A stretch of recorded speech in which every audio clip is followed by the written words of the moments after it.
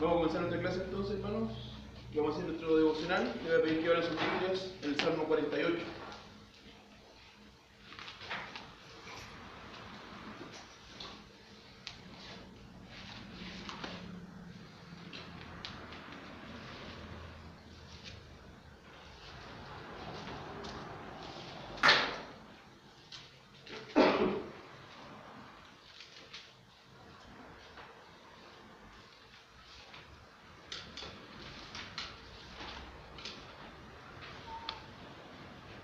Salmo 48, los versículos 1 al 3. Dice: Grande es Jehová y digno de ser en gran manera alabado en la ciudad de nuestro Dios, en su monte santo. Hermosa provincia, el gozo de toda la tierra es el monte de Sión, a los lados del norte, la ciudad del gran rey. En sus palacios Dios es conocido por refugio. Entonces este salmo fue escrito por los hijos de Coré, nos dice el título, y nos va a hablar acerca de Dios y de la adoración a Dios. Dios debe ser alabado porque Él es digno. Va a terminar diciendo también que debe ser adorado porque es nuestro Dios eternamente y para siempre, y Él nos guiará aún más allá de la muerte. O sea, siempre va a estar Él con su pueblo. Pero el contexto aquí está hablando acerca de Sión, la ciudad de Dios, Jerusalén. Dice que Dios tiene que ser alabado entonces en esta ciudad. Y va a hablar acerca de esta ciudad, va a decir que es una hermosa provincia. Dice que es el gozo de toda la tierra. Y nos dice que en sus palacios Dios es conocido por refugio. Tres características que hacen de esta ciudad una ciudad especial. Pero cuando nosotros vamos a entender el Antiguo Testamento, para ver cómo se aplica al nuestro, Jerusalén es al Antiguo Testamento lo que ¿qué es al Nuevo? O sea, los creyentes. Los creyentes, la iglesia.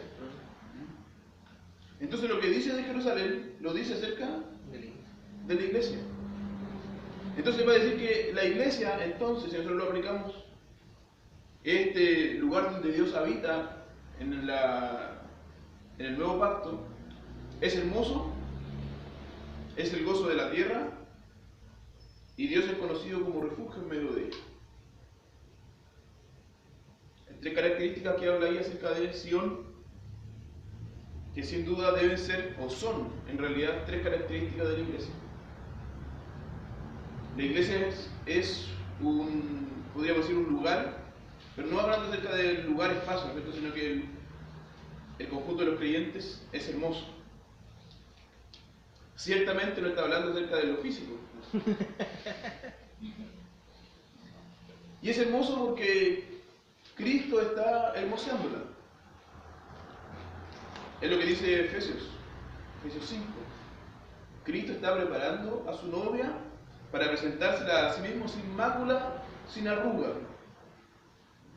La iglesia entonces es hermosa, el gozo de toda la tierra. Solamente la iglesia nos da el fundamento para que pueda existir gozo. Que la iglesia es lo que Cristo mismo dejó aquí en la tierra para que su nombre sea predicado. No hay predicación fuera de la iglesia. No hay salvación fuera de la iglesia. El medio que Dios nos dio, que Cristo nos dejó, es la iglesia, un regalo que nos dejó. Y por tanto la iglesia en realidad es el gozo de toda la tierra. Del verdadero gozo, sin duda se puede encontrar alegría en muchas cosas, pero una alegría pasajera y que en el fondo no es alegría. Pero una alegría verdadera, el gozo verdadero, está en la iglesia. Y en tercer lugar dice que en sus palacios, está hablando de Sión, pero en la iglesia entonces, Dios es conocido por refugio. En ningún otro lugar podemos encontrar refugio sino en la iglesia. Porque solamente la iglesia nos va a hablar acerca de Dios, quién es el verdadero refugio. Esta es una realidad es la iglesia, porque Dios nos dice, la iglesia es así. Nos queda a nosotros trabajar para que nuestras iglesias locales puedan reflejar esta verdad de la iglesia universal. Para que sea hermoso, para que sea un lugar de gozo y un lugar de refugio, donde vayan los necesitados. Entonces que el Señor nos ayude a trabajar en su obra, porque esto tan lindo que nos dice de la iglesia, nosotros necesitamos que nuestras iglesias locales también lo sean, porque nosotros también necesitamos el gozo y el refugio. Aunque somos creyentes, continuamos necesitando el gozo y el refugio que nosotros encontramos en Dios por medio de la iglesia. Oremos. Señor, te agradecemos porque tú nos has traído hasta acá para poder aprender un poco más acerca de ti, acerca de tu palabra, acerca de tu voluntad. Te pedimos, Señor, entonces que todas nuestras actividades de este día tengan el propósito, Señor, de prepararnos para servirte. Y, Señor, para servirte sirviendo a nuestra iglesia, sirviendo a la comunidad donde tú nos has puesto. Ayúdanos, Señor, porque necesitamos entenderte. Porque como dice el profeta Jeremías, en entenderte y conocerte es lo único en lo cual nosotros podemos gloriarnos. Bendícenos, Señor, y guíanos, Señor, durante este día de estudio. Te lo pedimos en el nombre de Cristo. Amén. Amén. Entonces llegamos al segundo y último día de nuestro curso de introducción a la teología sistemática, y llegamos el mes pasado, antepasado en realidad. Terminamos hablando acerca de la doctrina de la revelación. Vimos revelación general, la diferencia que existe entre la revelación general y la revelación especial. La revelación general es Dios revelándose a toda la humanidad en sus conciencias, en sus corazones, y también por medio de la naturaleza y por medio del actuar de Dios en la providencia. Pero dijimos que eso no era suficiente para que nosotros pudiéramos creer en Dios. Ese conocimiento nos permite creer que Dios existe, y todas las personas creen que Dios existe. Sin embargo, por causa de su pecado, ellos niegan esa verdad que conocen y prefieren ser rebeldes. Pero todo el mundo sabe que Dios existe. Por lo tanto, la revelación general hace que nadie tenga excusas y pueda decir, yo no sabía. No, sí sabía. Porque Dios colocó ese conocimiento en todas las personas. Pero de forma especial, para que nosotros podamos conocer su voluntad, Él nos dejó su palabra. O sea, en primer lugar, Él comenzó a revelarse, hablamos acerca de un proceso de revelación. El autor de Hebreos dice que Dios se reveló a los padres, por los profetas. Entonces hubo un proceso en el cual Dios fue revelándose, y llegó un momento donde Dios dijo, todo esto tiene que quedar como un registro escrito para las próximas generaciones. Y entonces el resultado de este proceso de revelación especial, nosotros lo encontramos en la Escritura. La Escritura es este registro, Calvino va a hablar de un registro público, por el cual nosotros podemos conocer su voluntad. Entonces, hoy día nosotros vamos a hablar acerca de la Escritura. Las primeras 4 clases vamos a hablar acerca de la doctrina de la inspiración. Vamos a, en la segunda clase, ver lo que el Señor Jesús enseñaba, lo que Él dijo acerca de la Escritura. Luego vamos a hablar acerca de la inerrancia de la Escritura, que es otro de sus atributos. En la tarde vamos a seguir hablando acerca de atributos de la Escritura, como la claridad, como la unidad de la Escritura. Y vamos a terminar el día de hoy hablando acerca de la visión de Juan Calvino acerca del conocimiento. ¿Cómo se puede conocer a Dios en el pensamiento de Juan Calvino?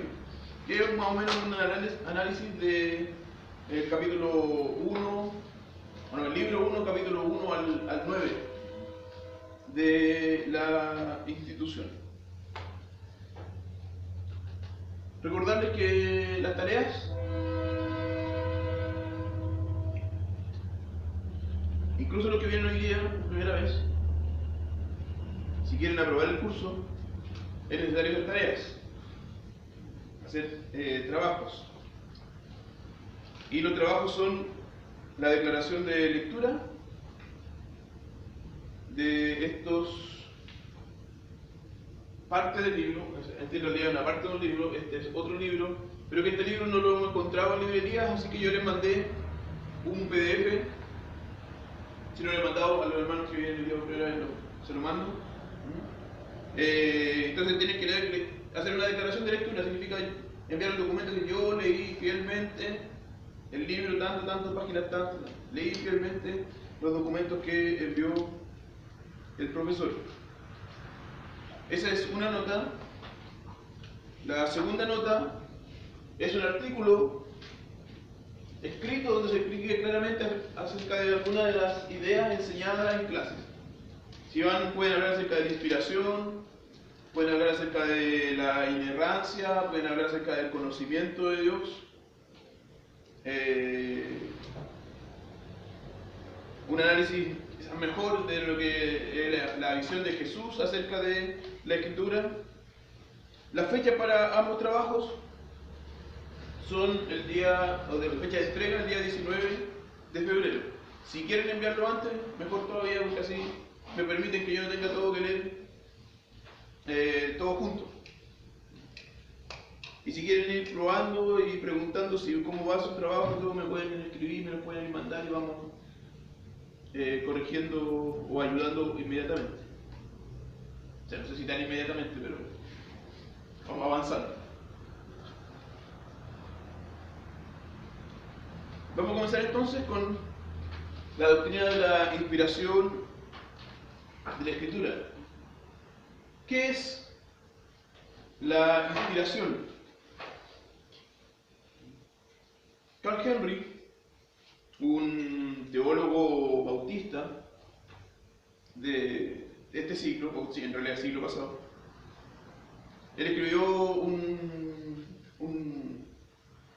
una serie de volúmenes que se llama Dios, Revelación y Autoridad, el cual trata acerca de introducción a la teología sistemática. Son 6 volúmenes así grandotes.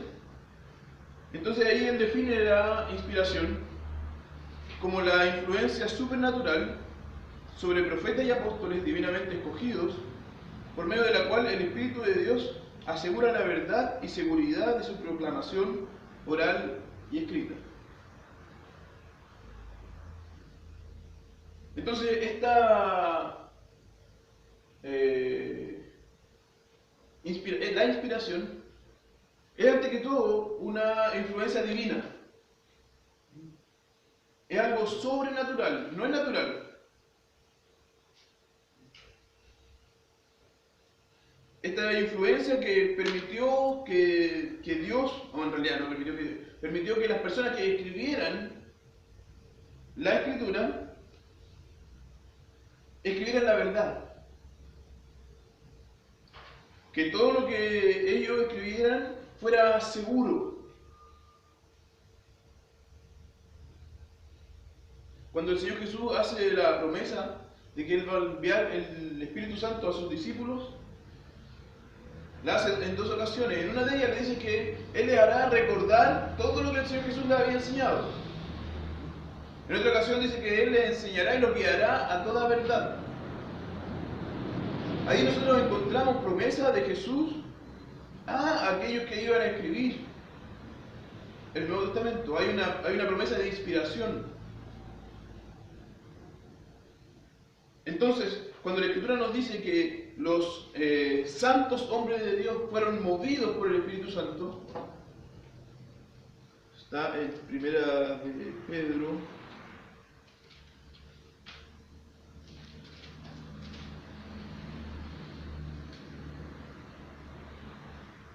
Segunda de Pedro 1:21, sino que los santos hombres de Dios hablaron siendo inspirados por el Espíritu Santo.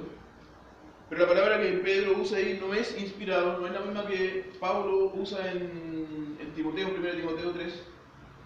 1 Timoteo 3, ¿se acuerdan? Toda la Escritura es inspirada por Dios.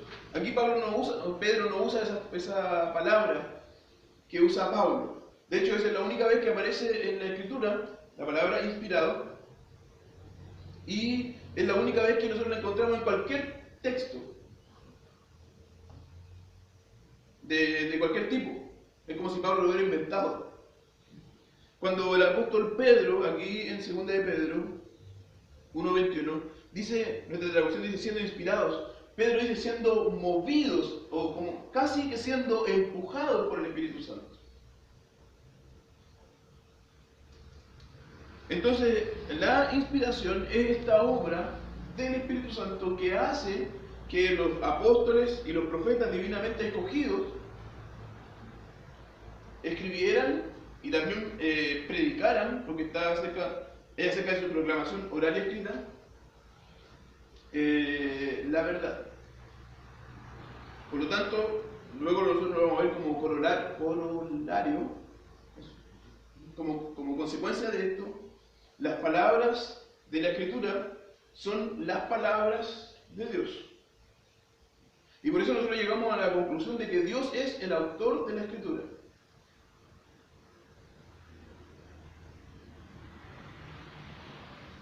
A lo largo o en la teología, se han reconocido distintas perspectivas acerca de lo que sería la inspiración.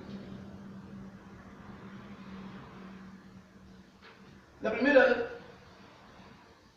dice que la Biblia habla acerca de mitos, que ella es fruto de la imaginación del hombre. ¿Se acuerdan que en la clase anterior nosotros hablamos acerca del liberalismo? Y en el liberalismo, la visión que ellos tienen de la Escritura es que en realidad es el producto del pensamiento del hombre. Lo que tenemos, dicen ellos, en la Escritura es el registro de lo que ellos creían, de cómo ellos adoraban, pero es algo natural. Natural siendo contraposición con sobrenatural.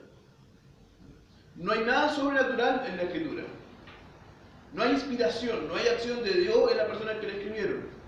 Es simplemente los hombres escribiendo, declarando, registrando lo que ellos creían. Entonces, en esta perspectiva no hay inspiración. Solamente hay imaginación del hombre. Claramente no es esta nuestra posición.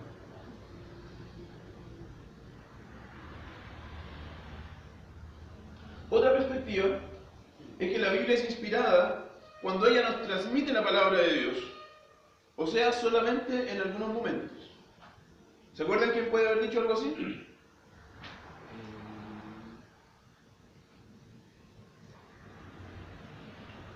Lo mencionamos en la clase pasada. Sí, creo que es Martín, ¿no? No, Martín no. No, Bart. Bart. Entonces, Parece que lo dejé un poco con audio de Martín. No era esa la idea. ay, qué terrible. O el Arturo no le da algo así. Hay que leerlo mejor. Claro, para Bart y para los movimientos que se llaman neortodoxia,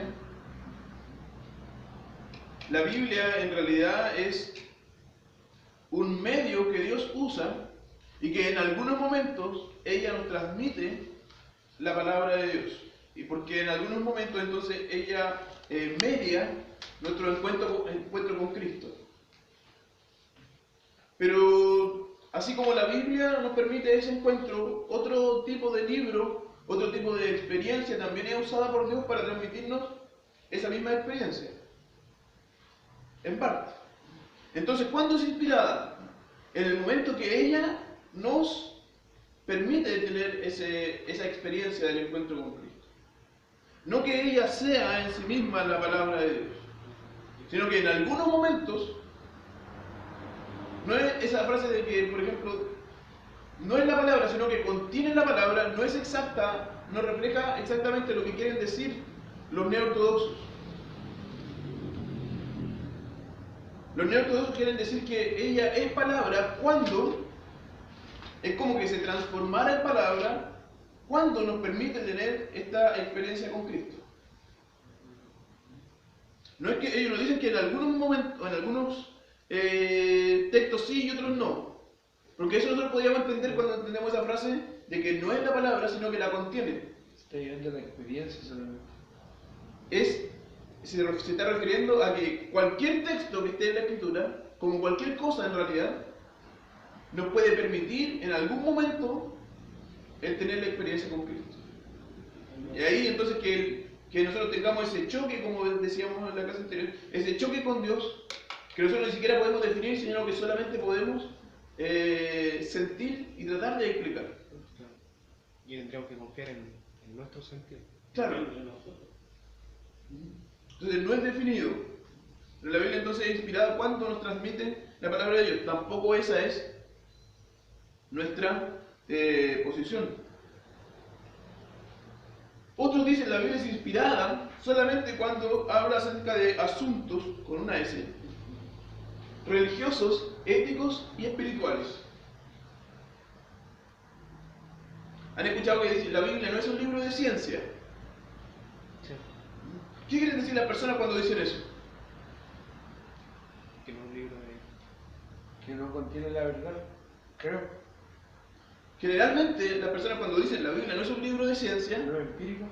lo que nos quieren decir es que cuando habla de ciencia, no necesariamente está diciendo la verdad. Pero cuando habla acerca de lo que es religioso, de lo ético, de lo espiritual, ahí sí. Entonces, según esta visión, hay algunos asuntos en los cuales la Biblia dice la verdad. Hay otros donde no es inspirada y donde sí puede equivocarse. ¿Quiénes tienen esta tendencia? Es una visión de... no son ni liberales ni neortodoxos, pero de algunos que sí creen en la inspiración de palabras, pero no en su totalidad. No podría decir cómo se llama ese tipo de movimiento, no está definido.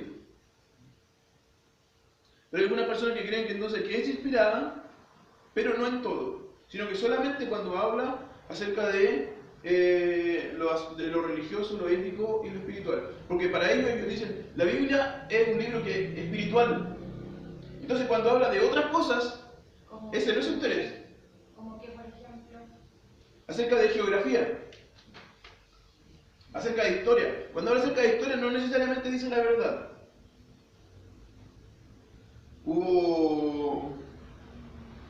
Esto también está mediado mucho por querer interpretar la escritura a la luz de las ciencias que podría llamar ciencias más pesadas, con datos empíricos. Entonces van a decir, por ejemplo, hay un texto que menciona, entre las aves, menciona a los murciélagos. ¿Lo han leído? ¿Y el murciélago es un ave? No. Según nuestra taxonomía, no es un ave. Esa es la forma de evaluar. Pero cuando los judíos escribieron, Era una ave. era un ave. Si era ave, era todo lo que volaba. ¿Ellos se equivocaron? Está escrito, no se puede equivocar. Es que era su taxonomía. Después se inventó, se descubrió y se cambió entonces el murciélago se cambió de, no sé cómo será, familia, no es ni especie, de familia supongamos que es el, no, semantiología que biología. O por ejemplo, hasta hace unos, me parece que 50 años, no había ningún registro de la cultura hitita. No había nada fuera de la Biblia que hablara acerca de los hititas, que es una nación que menciona la escritura. Entonces algunos decían, no, pero es que si no importa, si cuando la escritura está hablando acerca de eso no está siendo inspirada. Y si ahí se equivoca, no importa, porque donde ella no se equivoca es lo espiritual. Bueno, ahora se descubrió que sí existían los hititas y otros registros. También cuando habla de los abismos, entonces decían, claro, pensaban que la tierra no era redonda. Aunque en el Salmo sale de la redondeza. Sí, la redondeza, pero igual también hay una parte que sale como de los abismos de la tierra. Claro, y que también ahí es la forma de escribir, es poema. Sí. Pero entonces cuando habla acerca de ese asunto, historia, ciencia, ellos dicen, no, ahí se puede equivocar, ahí no es inspirada. Geografía. ¿Cuál es la visión protestante ortodoxa? Es que todas las palabras escritas por los autores originales fueron inspiradas.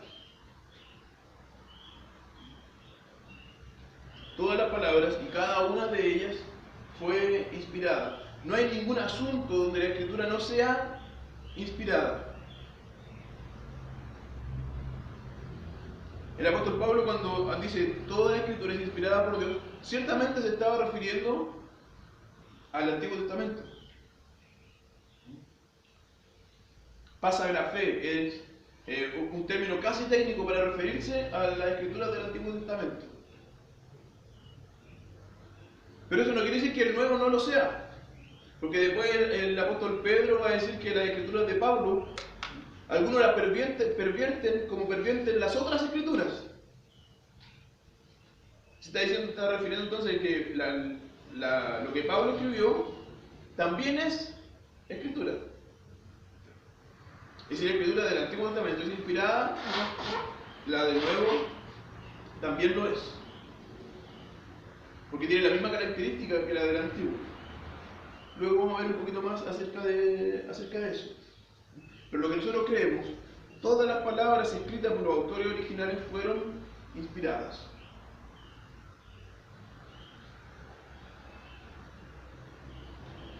Entonces, Homer Hoexema dice, ¿cómo se baja eso? Ahí. Dice, el fenómeno de la Santa Escritura debe ser explicado completa y solamente como perteneciendo a la esfera del milagro de la gracia. Esto no solo es verdad porque la Escritura es, así como su contenido, la revelación, el anuncio de esta gracia milagrosa, sino porque la Santa Escritura misma, como fenómeno, es el fruto, el producto de este milagro de la gracia. Ella nació por causa de la maravillosa gracia. Aquel que trate de explicar el fenómeno de la Santa Escritura de una forma diferente, inevitablemente caerá en las aguas de la alta crítica y el racionalismo. ¿Qué quiere decir Hoexema?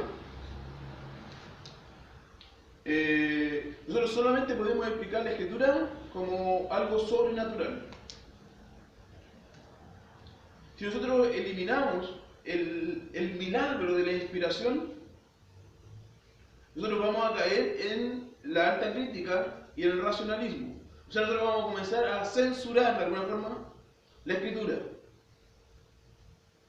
Si yo creo que es un documento solamente humano, donde no hay milagro de inspiración, donde no está Dios actuando en los autores, entonces yo puedo leer la Escritura como leo el diario.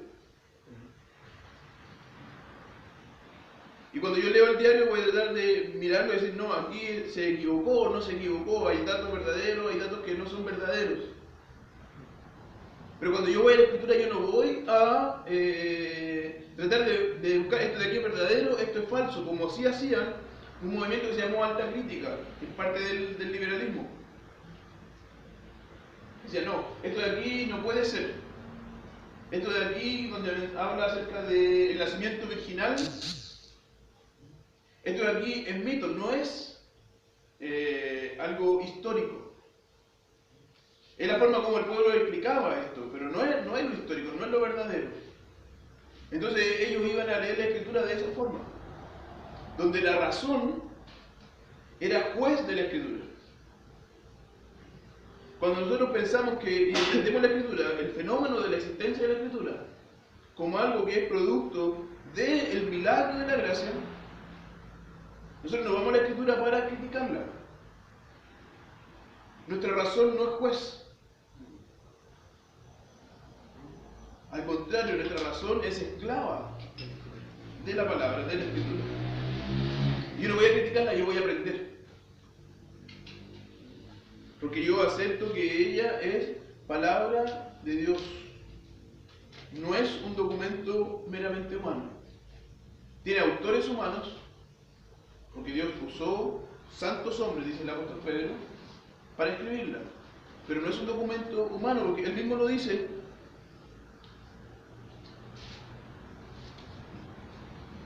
Dice que la profecía, ninguna profecía de la Escritura es de interpretación privada.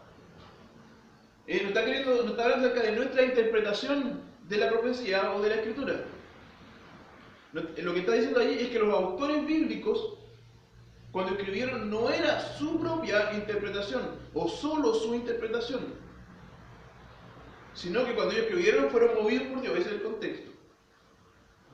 Entonces, que Dios actuó en esos hombres no fue solamente pensamiento de hombres. ¿Dónde está eso? Segunda de Pedro, capítulo 1, versículos 20 a 21.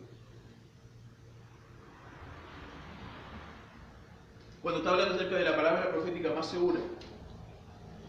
¿Y por qué esta palabra profética es segura?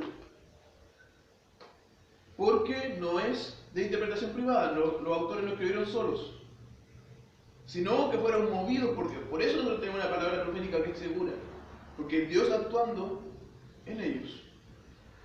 Entonces, si no consideramos este aspecto del milagro de la gracia, como menciona aquí Joel Sema, nosotros no vamos a entender lo que es la Escritura. Y vamos a caer en la alta crítica y el racionalismo. Entonces la Escritura es producto de la obra de Dios. La Escritura nos fue dada desde el cielo.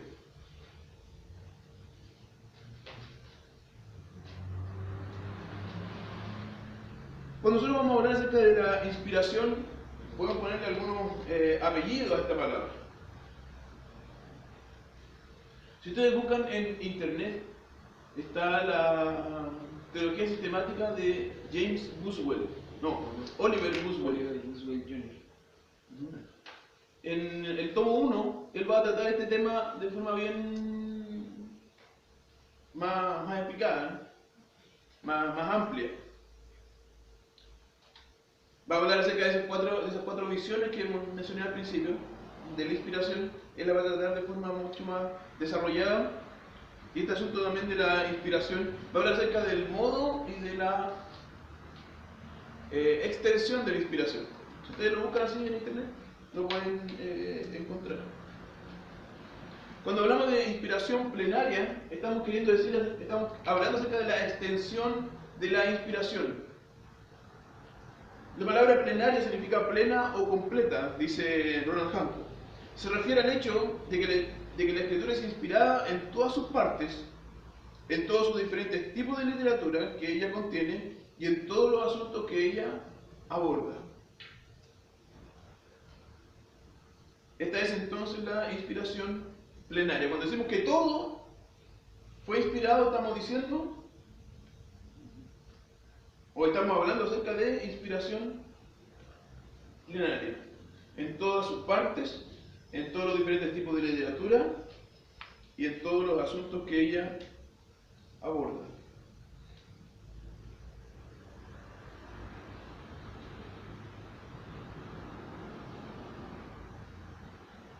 Cuando hablamos acerca de inspiración verbal, estamos diciendo que las palabras mismas de la Escritura fueron inspiradas por Dios.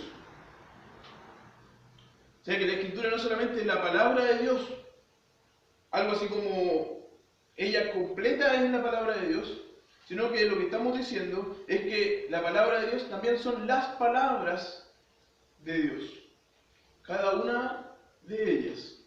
El apóstol Pablo, por ejemplo, cuando él argumenta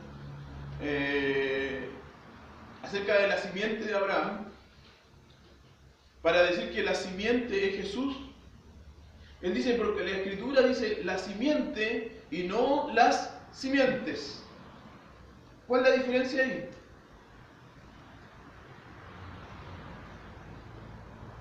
¿En qué descansa el argumento de Pablo?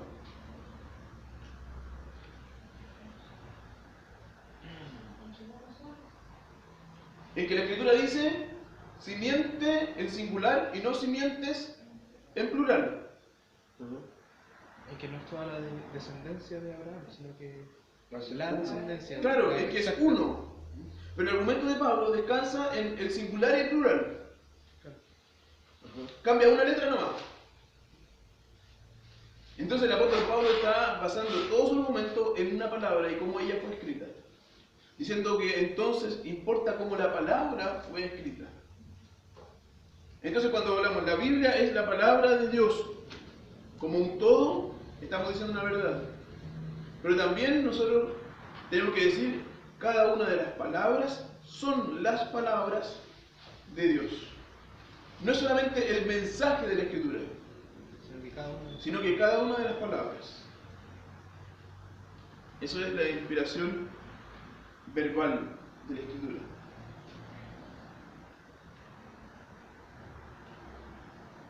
Dejé aquí tratar de arreglar una cosita.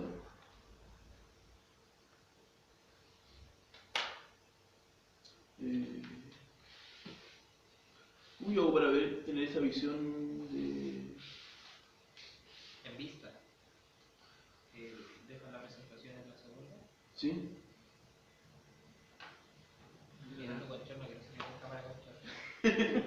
Alguien tú sabes. Ah, dale. Ahí me da lo mismo.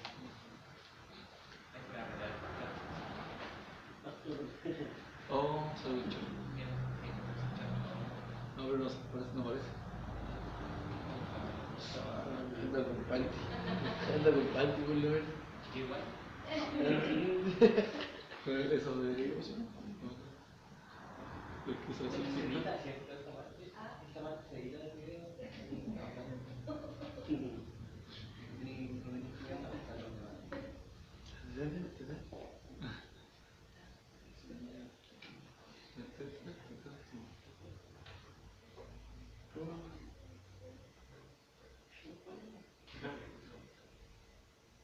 No, pero esa que es la misma presentación y salida que lo voy a ir editando.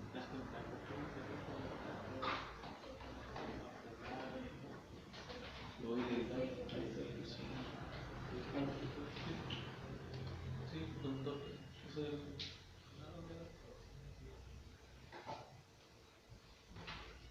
Ahí sí.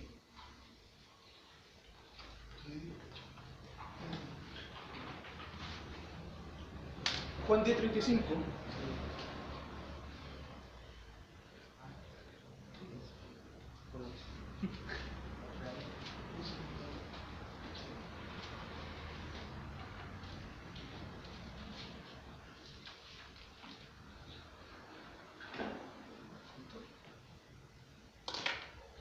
Juan 10. O a partir del 33. Le respondieron los judíos diciendo, por buena obra no te apedreamos, sino por la blasfemia, porque tú siendo hombre te haces Dios. Jesús le respondió, ¿no está escrito en vuestra ley, yo dije, dioses sois? Y ahí está haciendo una citación del Salmo 82, versículo 6. Si llamó dioses a aquellos a quienes vino la palabra de Dios, y la Escritura no puede ser quebrantada, al que el Padre santificó y envió al mundo, vosotros decís, tú blasfemas porque dije, Hijo de Dios soy. Si no hago las obras de mi Padre, no me creáis. Mas si las hago, aunque no me creáis, a mí creed en las obras, para que conozcáis y creáis que el Padre está en mí y yo en el Padre. ¿En qué descansa el argumento de Jesús?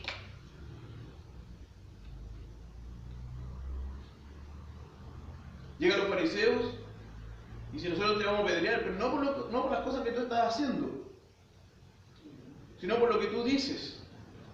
Porque tú dices que eres Dios. ¿Y qué es lo que dice Jesús? Soy Dios. La palabra.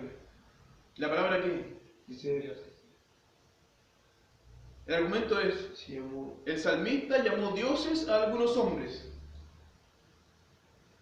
Por lo tanto, ustedes dicen que si un hombre se dice a sí mismo Dios, es una blasfemia, pero está diciendo, el salmista llamó dioses a hombres, por lo tanto no es blasfemia. Entonces, ¿cuál es el argumento? Esta palabra se usó en el Antiguo Testamento que ustedes creen para referirse a hombres, por lo tanto yo la puedo usar de la misma forma. El argumento de Jesús descansa en una palabra, como fue dicha.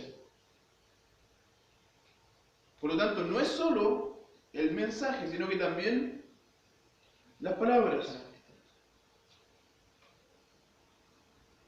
Mateo 22, del 43 al 45.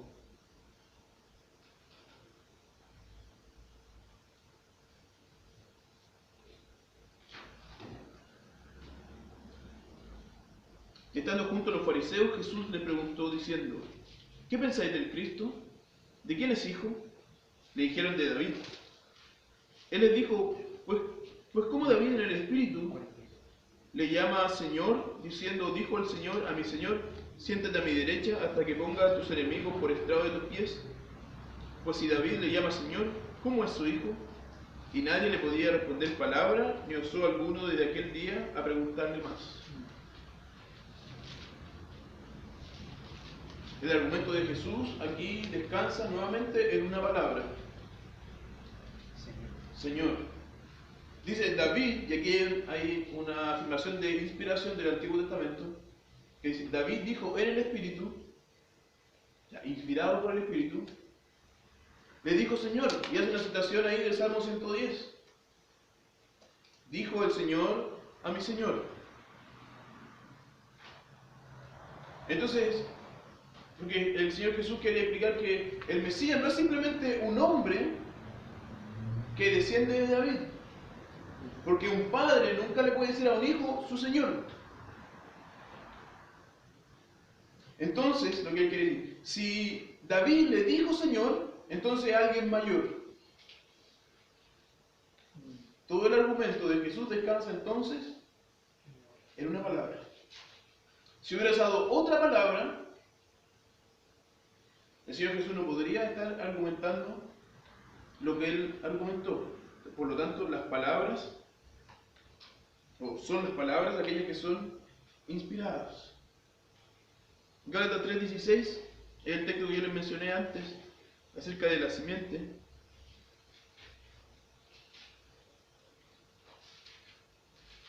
O el descendiente. Gálatas 3:16. Ahora bien, a Abraham fueron hechas las promesas y a su simiente. No dice y a las simientes, como si hablase de muchos, sino como de uno, y a tu simiente, la cual es Cristo. Ahí Pablo está haciendo una cita de Génesis 17:7. Ahí el argumento del apóstol Pablo también está en la palabra. Si hubiera sido escrito en plural, dice él, sería distinto. Por lo tanto, las palabras son inspiradas por Dios.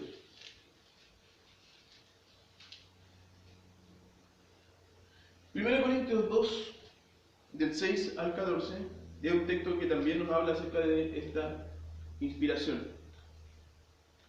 Dice: sin embargo, hablamos sabiduría entre los que han alcanzado madurez, y sabiduría no de este siglo, ni de los príncipes de este siglo que perecen.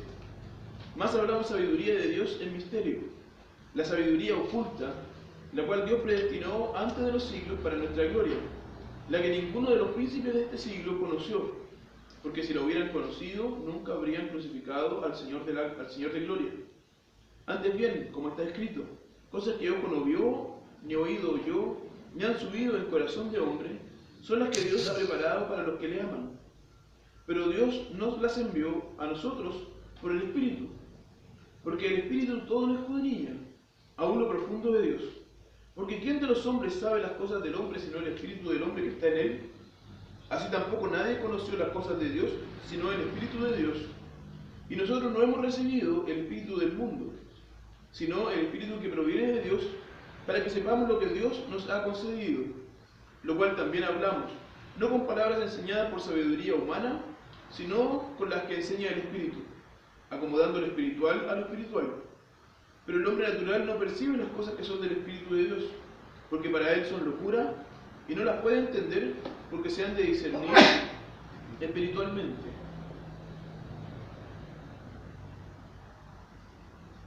Según Hodge, este texto, dice él, expone toda esta cuestión de la inspiración de la forma más clara y concisa. Entonces Pablo está haciendo una afirmación de que él como apóstol no habla pensamientos de hombres. No son palabras de sabiduría humana, dice él, sino que es la palabra de Dios mismo. Dice que él está hablando de sabiduría de Dios en misterio, o sea que no había sido revelada, que los príncipes de este mundo no la conocían. Porque dice, cosas que ojo no vio, ni oído yo, ni han subido al corazón del hombre, son las que Dios ha preparado para los que le aman. O sea, son cosas que no son naturales del hombre. Por eso él no las puede, no pueden ser naturales en él. Pero Dios nos las reveló a nosotros por el Espíritu. Entonces las palabras que él está enseñando son palabras de Dios y no de hombre. No son simplemente sabiduría de algún hombre que se le ocurrió, sino que es Dios quien se las dio. Porque ¿cómo nosotros podríamos conocer a Dios? Dice que quien conoce al hombre es su propio espíritu. Por lo tanto, quien conoce a Dios es su espíritu.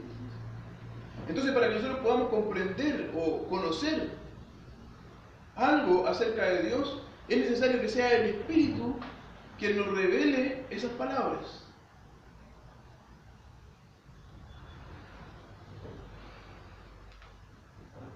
Y lo menciona de esa forma, acerca de las palabras.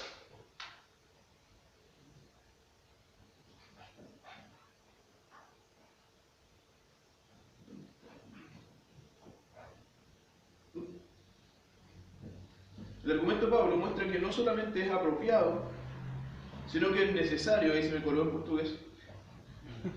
Y que el corrector está en portugués.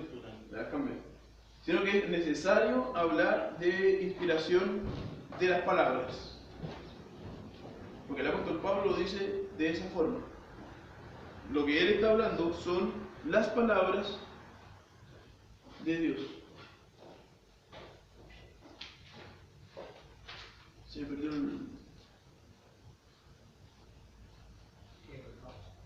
el mouse. Está en la otra Claro, pantalla. Tienes que volver. Ah, ya. Ay, ¿cómo lo hago?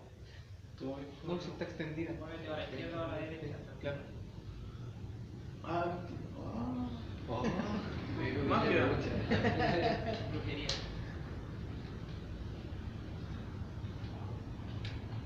Lo que Pablo dice es que el hombre, él como hombre, no podría decir nada verdadero acerca de Dios. Ninguna de sus palabras podría apropiadamente hablar acerca de Dios. Solamente es posible hablar de Dios cuando Dios se revela, cuando Él nos da sus palabras.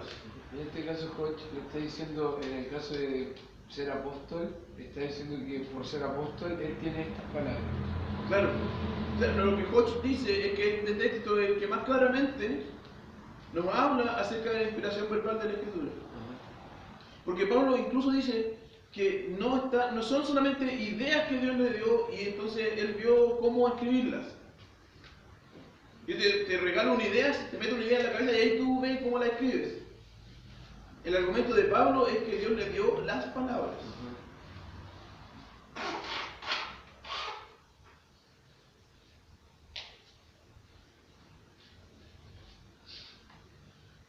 Entonces Pablo también está diciendo que estas palabras que son reveladas por Dios no todas las pueden entender. Porque se han de discernir espiritualmente, dice él. Entonces Pablo dice, como resumen, que tanto los pensamientos como las palabras que él está predicando vienen en última instancia de Dios y no son suyas. Ahora tengo una pregunta. ¿Cómo podemos considerar eso con la forma de escritura de cada uno de los escritores de la Biblia?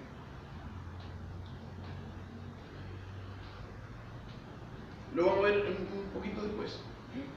Vamos a hablar acerca del modo de la revelación.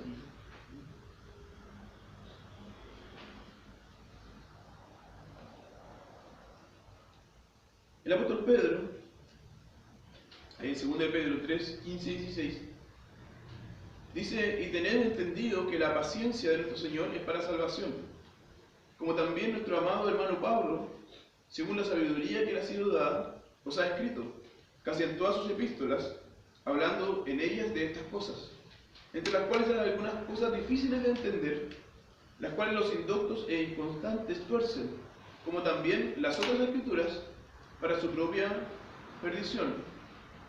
Entonces Pedro aquí hace dos afirmaciones importantes acerca de la escritura de Pablo. La primera es que Pablo está escribiendo según la sabiduría que le ha sido dada. O sea, lo mismo que Pablo había dicho antes, que lo que él estaba diciendo no era sabiduría de hombre, sino que era sabiduría de Dios, que Dios la daba. Pedro lo reconoce de esa forma y dice: Pablo escribiendo según la sabiduría que le ha sido dada. Pero también es interesante esto que yo ya mencioné, de que el apóstol Pedro reconoce en las epístolas de Pablo que son ellas escrituras. Algunos las tuercen, como también tuercen las otras escrituras. Si el apóstol Pablo dijera que las personas tuercen las epístolas de Pablo como tuercen las escrituras, No diría aquí en la escritura. estaría haciendo una diferencia, ¿no es cierto? Porque una cosa sería la escritura y otra cosa serían las epístolas. Pero cuando él dice como también tuercen las otras escrituras, se está refiriendo a la que de Pablo también es escritura. Entonces George Ladd dice, cita referencia, este texto, dice: es la primera referencia que tenemos al hecho de que la iglesia primitiva consideraba algunas de las cartas paulinas como escritura. No necesitamos ir a la historia post o extra bíblica. Si nosotros vamos a la escritura, ya podemos ver que en ese mismo momento la iglesia ya consideraba las epístolas paulinas como escritura. Pedro afirma 4 cosas acerca de los escritos de Pablo. Primero, que las cartas de Pablo contienen la sabiduría de Dios que a él le fue dada. Segundo, que las cartas de Pablo son colocadas como toda la otra escritura. Tercero, que las cartas de Pablo tienen autoridad. Por eso rechazarlas produce destrucción. Y cuarto, que las cartas de Pablo tienen autoridad sobre todos, incluso sobre el mismo Pedro.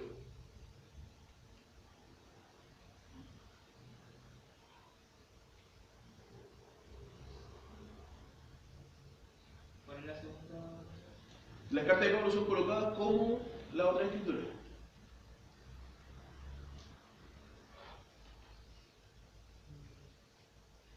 Me perdí en la tercera y la cuarta. La primera, las cartas de Pablo contienen la sabiduría de Dios que le fue dada. Segundo, las cartas de Pablo son colocadas como toda la escritura. Tercero, las cartas de Pablo tienen autoridad y por eso el rechazarlas produce destrucción. Dice que las tuercen para su propia perdición. Y cuarto, que las cartas de Pablo tienen autoridad sobre todos, lo que incluye al mismo apóstol Pedro. Y él las reconoce como autoridad dada por Dios.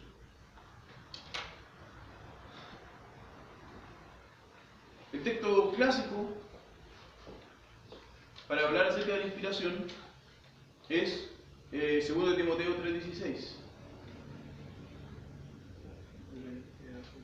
Toda la escritura es inspirada por Dios. ¿Qué significa inspirar? ¿Exhalar? Eso es lo que nosotros entendemos cuando hablamos de inspirar. Es transmitida. Cuando nosotros hablamos de inspirar, estamos hablando, por ejemplo, de un poeta que ve a una mujer y eso lo inspira para que él pueda escribir algo. O cuando ve el paisaje, cuando ve la naturaleza, entonces se siente inspirado. Cuando el apóstol Pablo dice que la escritura es inspirada por Dios, ¿quiere decir que los hombres ven a Dios y entonces se inspiran para que ellos puedan escribir? No. Está muy mal traducida lo que Pablo quiere decir. Lo que Pablo quiere decir, y la palabra que él usa, es que la Escritura es soplada por Dios.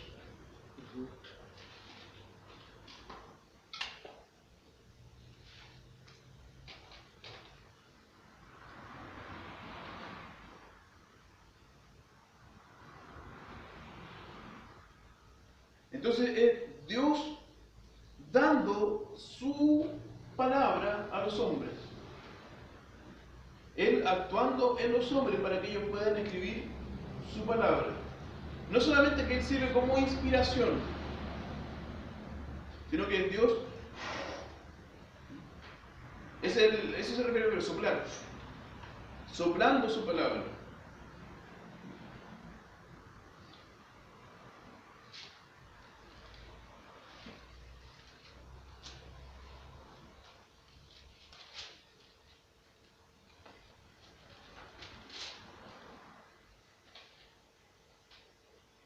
¿Qué es entonces la palabra? Ya lo mencionamos anteriormente. Antes, en el versículo 15, Pablo le había dicho a Timoteo, desde la niñez ha sabido las sagradas escrituras. ¿Cuáles son esas palabras que Pablo sabía desde la niñez? ¿Era el Nuevo Testamento? No, si era el Antiguo, Pablo no era niño en el momento de que ya estaba escrita la carta del Nuevo Testamento. Lo que él sabía desde la niñez y lo que le había enseñado su madre, su abuela, era el Antiguo Testamento. ¿Cómo? Pero después, no como niño, sino que después ya en su juventud. Pero quien primero le enseñó a Pablo la Escritura fueron su madre y su abuela. ¿Cómo se llaman? Eunice y Loida. Pero cuando Pablo dice esto, él también tiene que haber estado pensando en su propia escritura. Porque en 1 Timoteo 7,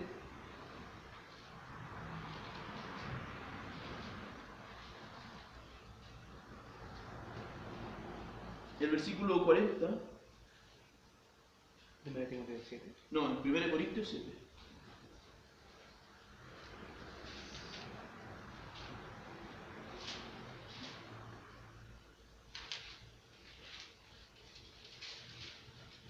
Aquí está hablando acerca de los problemas del matrimonio, si queda soltero, no se queda soltero, las reglas que él da. Y nos dice, pero a mi juicio más dichosa será si se quedare así. Y pienso que yo también tengo el Espíritu de Dios. ¿Qué es lo que Pablo quiere decir cuando él dice, pienso que yo también tengo el Espíritu de Dios? Él tiene la autoridad para... Pienso que yo también estoy siendo inspirado por el Espíritu de Dios. Que mis pensamientos no son solamente mis pensamientos, sino que son también los pensamientos de Dios. Entonces Pablo reconoce ahí que lo que él está diciendo es inspirado por Dios. Por eso él dice, pienso yo que yo también tengo el Espíritu de Dios.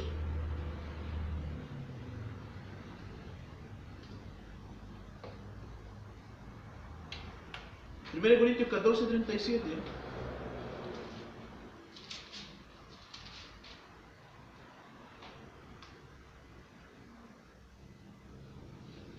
Pablo dice, si alguno se cree profeta o espiritual, reconozca que lo que os escribo son mandamientos del Señor.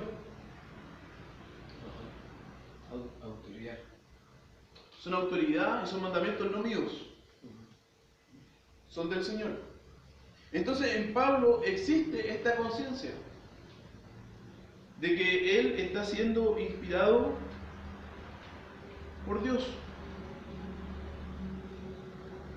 1 Timoteo 5, versículo 18.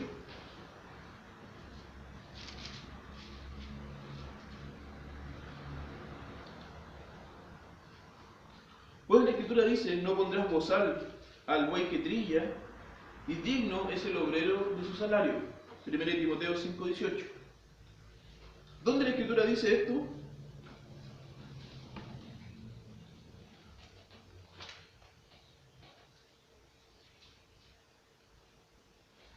La primera frase, no pondrás bozal al buey que trilla, es una cita de Deuteronomio 25:4. Pero después él dice que la Escritura también dice, digno es el obrero de su salario. Y ahí la pregunta está, ¿dónde la Escritura dice, digno es el obrero de su salario? ¿No es de él? No es de él. Es de Lucas. Es una citación de Lucas 10:7. Me parece que es una afirmación del propio Señor Jesús. Lucas 10:7 dice, y posad en aquella misma casa, comiendo y bebiendo lo que os den, porque el obrero es digno de su salario. Entonces es interesante que Pablo cita a Lucas. Es contemporáneo. Es contemporáneo, pero él cita a Lucas y dice, esto lo dice la palabra. Entonces Pablo está en la conciencia de que él está siendo inspirado y que él escribe de forma inspirada, pero también está en la conciencia de que otros contemporáneos de él también están siendo inspirados. Eso lo podemos entender que el Evangelio de Lucas fue escrito antes de que Pablo escribiera el 1 Timoteo y que ya circulaba de forma que él lo conocía.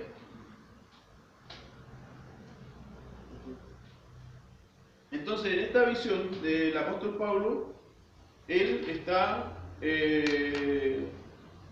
mostrándonos que existía la conciencia de que la Escritura ahora era mucho más que el Antiguo Testamento, que en su momento, en su tiempo, ya estaba existiendo esta inspiración que le iba a permitir escribir el Nuevo Testamento. Y esto es producto de la promesa del Señor Jesús, que es una inspiración, o sea, una promesa de inspiración. Entonces Pablo declara con toda la energía posible que toda la Escritura es el producto de una operación divina específica, la inspiración.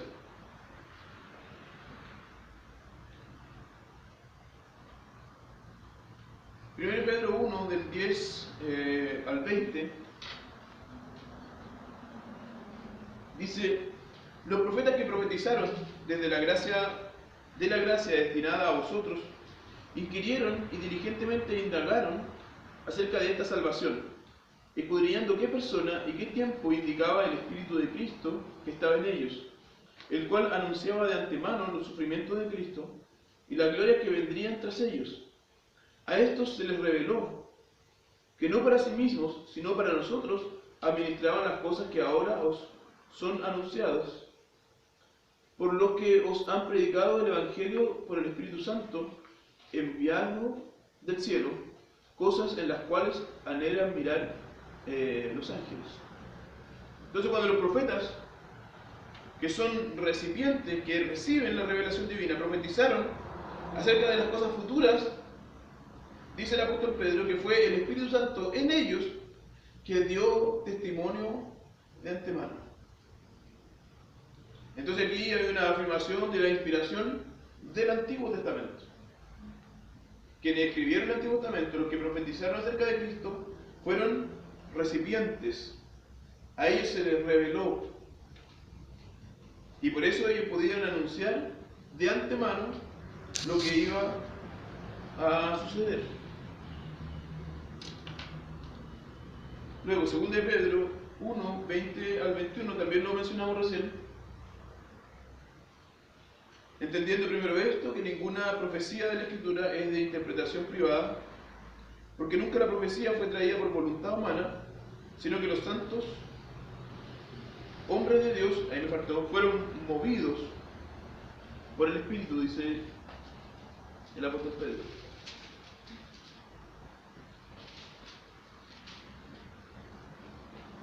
Los santos hombres de Dios hablaron siendo inspirados, movidos por el Espíritu Santo.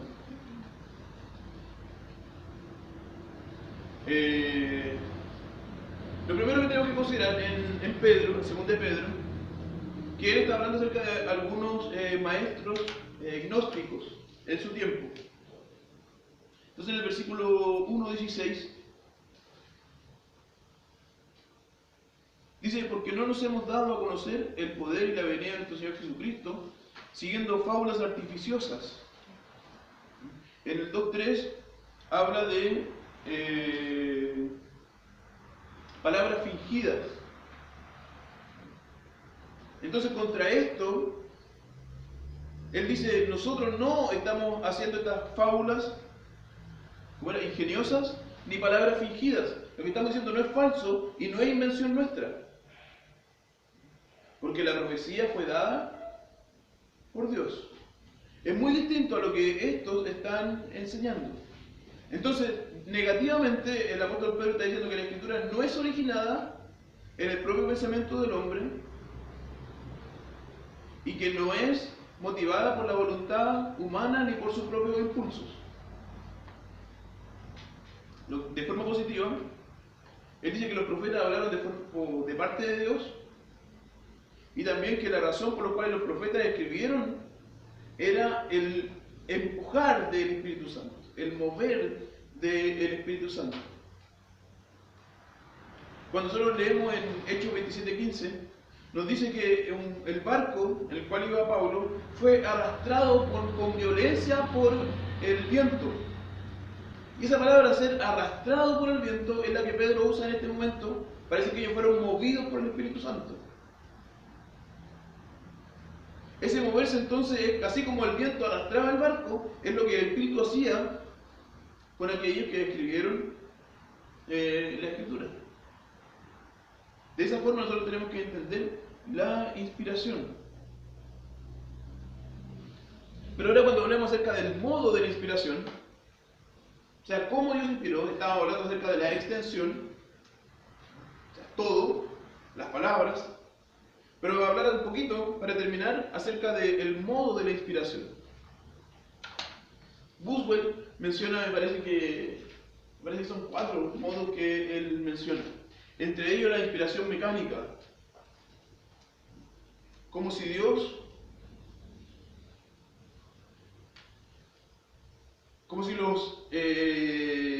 escritores actuaran simplemente como secretarios de Dios, quien dicta. ¿Cómo? Agiógrafos. ¿Los agiógrafos? Sí, quien se les dicta y ven. No se llaman. ¿Cómo se llaman los que son secretarios? Secretario. No, tiene otro nombre.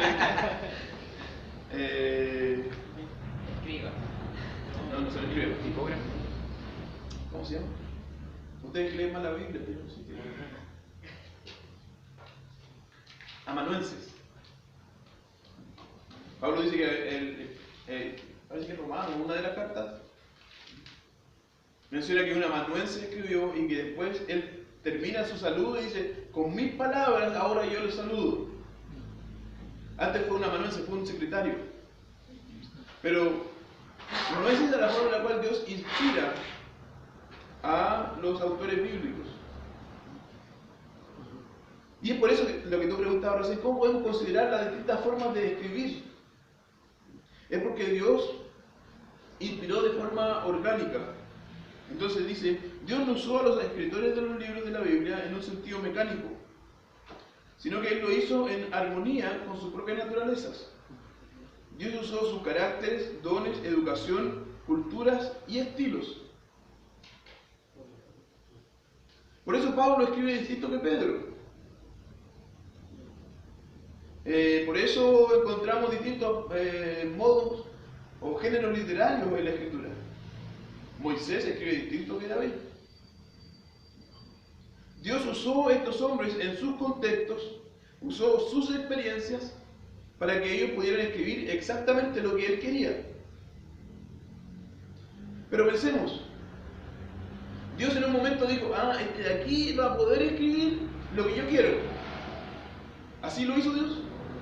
Comenzó a mirar de todos los hombres, ¿cuál de estos va a poder escribir lo que yo quiero? No, porque Dios es el Dios de la historia. Él ordenaba sus historias.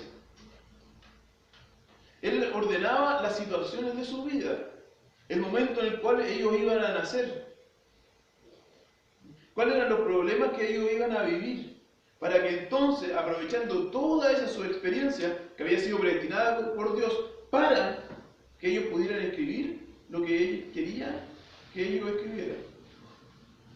Entonces Dios no los sacó de su naturaleza, sino que Él los colocó en esos lugares y en esas situaciones para que ellos pudieran escribir exactamente lo que Él quería, usando de forma orgánica sus vidas,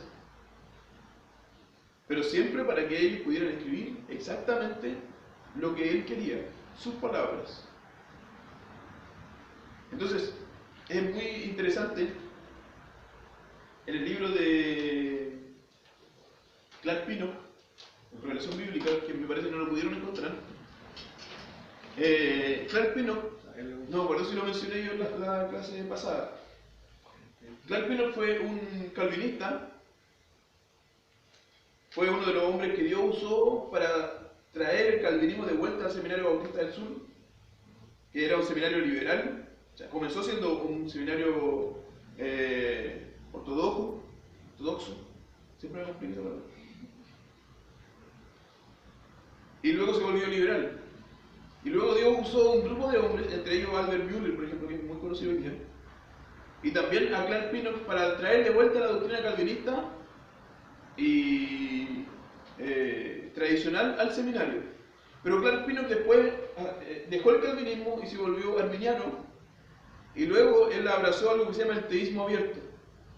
El teísmo abierto dice: Dios prefiere no saber el futuro y Él va aprendiendo junto con nosotros. Eso es el arminianismo llevado a su forma más coherente. Entonces, en la introducción al libro de Revelación Bíblica, cuando fue publicado en español, hace el prólogo, me parece que es Packer.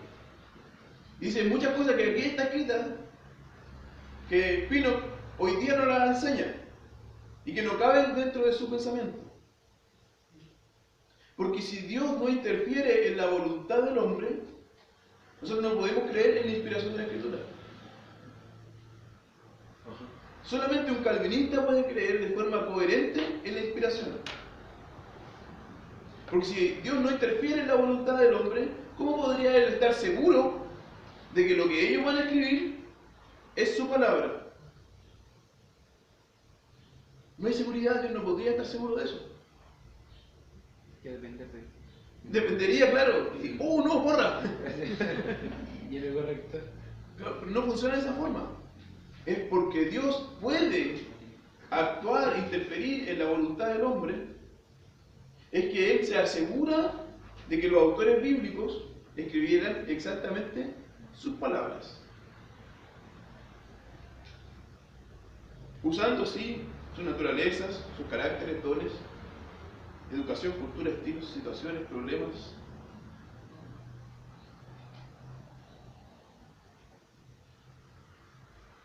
¿Alguna pregunta acerca de lo que vimos, la inspiración? ¿Sí? En el caso, por ejemplo, cuando se cita al libro apócrifo, ¿cierto? Es entendible que esa parte del libro apócrifo es inspirada, ¿no? Porque está citada. No. Inspirado el autor bíblico que lo citó. Pero que esa parte que está ahí es palabra de Dios. No es su concepto de inspirado. O sea, porque toda la verdad está en el pensamiento de Dios, en lo que Él piensa. Yo puedo decir muchas verdades, sin embargo yo no soy inspirado. Pero cuando el autor bíblico citó palabras de otras personas, ahí el texto se volvió inspirado. Sí, eso me... Entonces, no es el que lo dijo en primer lugar. Cuando se escribió, El autor. es el autor entonces que asumió que él conocía otras cosas, las colocó aquí porque eran verdad, pero la inspiración hizo que justamente él pudiera darse cuenta y quedara registrado esto como una verdad de Dios. No todo lo que dicen verdad está siendo inspirados. Porque la inspiración ocurre también en momentos y con personas específicas. A veces nosotros oramos y le pedimos a Dios que Él nos inspire para predicar. No, Dios no me va a inspirar. Dios me va a iluminar para que yo pueda entender bien. Pero la inspiración tenía este propósito de registrar su voluntad especial. Entonces, aunque yo diga una verdad, no lo dije siendo inspirado. inspirados solamente los autores bíblicos. Y para ello era esa promesa de que Dios lo iba a guiar a toda, o que el Espíritu lo iba a guiar a toda verdad. ¿Alguna otra pregunta? Sí, Consuelo. No sé si esto lo vamos a ver después, pero en la duda que tengo ese hijo, lo que pasa es que a mí personas me han dicho a veces que no creen en la Biblia como el libro porque han sido manipuladas. Y hay libros que fueron sacados porque no eran inspirados. Y hasta eso en realidad yo no puedo responder porque no conozco esa parte de cómo dividieron los libros, cómo supieron que estaban inspirados por el libro. Por ejemplo, del Antiguo Testamento. Lo que nosotros creemos es que Dios también actuó en su pueblo, en su iglesia, para reconocer aquellos que eran sus libros. Y hay ciertos criterios para reconocer un libro, o ciertos criterios que se usaron para reconocer qué libro era inspirado y cuál no. Si estaba coherente, por ejemplo, con la doctrina, si había sido escrito por alguien que Dios había usado en medio del pueblo. Pero esos argumentos en realidad están relacionados, podrían ser argumentados como... esa elección podría ser usado de forma de traer un mensaje y manipularlo, podría. El argumento, yo creo, más bíblico es que Dios preservó su palabra de forma que sus ovejas conozcan su voz. El Señor Jesús dice eso: mis ovejas oyen mi voz y la reconocen. Si la palabra de Dios, si nosotros escuchamos la voz de Dios en la palabra, es porque ella es. Y ahí viene el argumento de la providencia y del milagro de Dios, tanto en la inspiración como en el reconocer cuáles eran los libros inspirados. Por ejemplo, hay muchos libros que no fueron colocados en el canon, y muchos de ellos dicen, yo no estoy escribiendo de parte de Dios. Algunos apócrifos lo mencionan así. Claro. Pero si él dice, el autor de Macabeos, dice que no es inspirado por Dios, entonces, afuera. ¿Cómo el Señor Jesús citó, por ejemplo, la Escritura? Él citó el Pentateuco, citó los Salmos, citó los libros históricos. Entonces, si están citados en el Nuevo Testamento, es porque el Nuevo Testamento lo reconoce a esos libros como inspirados. Pero al final, el único argumento que nos puede dar seguridad de que estos son los libros, eran 66, no eran 67, no eran 65, es la providencia de Dios que nos dejó este libro como un todo. Que no es simplemente decisión humana, sino que la providencia de Dios va actuando. Y por eso decíamos al principio, el fenómeno de la Escritura debe ser entendido a la luz del milagro de la gracia. Si nosotros eliminamos este milagro de la gracia y creemos que es todo decisión humana, vamos a caer en esa posición de criticarla y decir, no, esto es una manipulación. Se juntaron libros que convenieran a las personas que los juntaron. Nosotros pensamos así solamente cuando sacamos a Dios de esa ecuación. Entonces el argumento en última instancia no es racional, es de fe. Que no significa que sea irracional, pero es de fe. O sea, no es un argumento racionalista. Claro, no es racionalista. Es racional en el sentido de que el milagro es racional. Y eso es lo que me hace a mí creer, porque gracias a Dios estoy viniendo a clase y iba aprendiendo varias cosas, con la gracia de Dios, varias cosas acerca de la Biblia, la Escritura, y que ahora, por ejemplo, puedo explicar de mejor forma. Pero en cuanto a mí, yo creo fielmente que la Biblia es la verdad, por la palabra de Dios, y no como cualquier otro libro que no es palabra de Dios, pero esa gracia es lo que me hace a mí, cierto, decir que esta es la verdad y creer. esa es la única forma que yo puedo explicar que es la gracia de Dios que el puesto en mí a través del Espíritu Santo, es decir, no, esta es la verdad y no cualquier otro libro, ¿cierto? Cuando usted tiene la tarea de leer a Calvino en la institución, hoy ya vamos a mencionar un poco acerca de eso, él va a decir, en verdad hay muchas pruebas que podrían mostrar que la Biblia es un libro divino, pero al final la única prueba que nos va a hacer sentido es el testimonio del Espíritu Santo. Las otras pruebas son racionales, las otras pruebas pueden probar que es un libro divino, pero por el rechazo del corazón del hombre, la evidencia empírica es interpretada de distintas formas. Al final va a depender de la acción de Dios en la persona, para que pueda creerla. Si la persona no cree en Dios, no va a creer en la Escritura. Y siempre va a tener excusas para no creer en ella.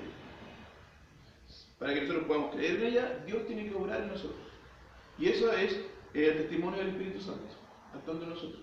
La confesión dice lo mismo que dice Calvino, que por ejemplo, la hermosura de su contenido, o no es la hermosura, es como la hermosura de su forma de ser escrita, la unidad de su contenido, el paso del tiempo, la preservación de ella, todas podrían ser argumentos que nos muestran la divinidad del libro. Sin embargo, también la confesión, igual que Calvino hace, pero al final el argumento último, y el que nos hace que creamos o que no creamos, es el actuar del Espíritu Santo.